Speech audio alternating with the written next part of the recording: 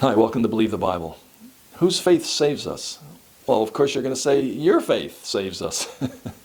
Well, I'm going to read a verse, and I'm going to share with you, and it is for thought, and just think about it. You know, this is nothing to argue about. Just think on where I'm coming from, and see if it makes sense to you.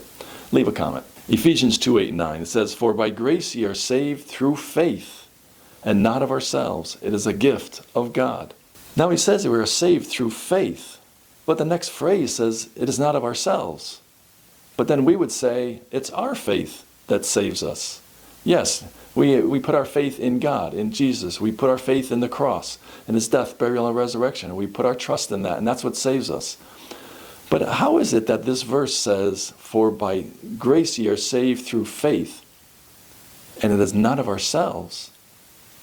It's not of ourselves?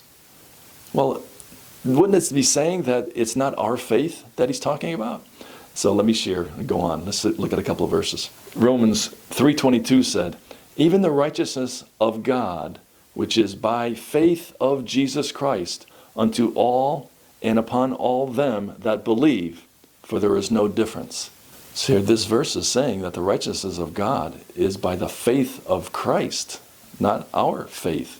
But yet it says that when we believe, we are made the righteousness of God. Galatians 2:16, "Knowing that a man is not justified by the works of the law, but by the faith of Jesus Christ.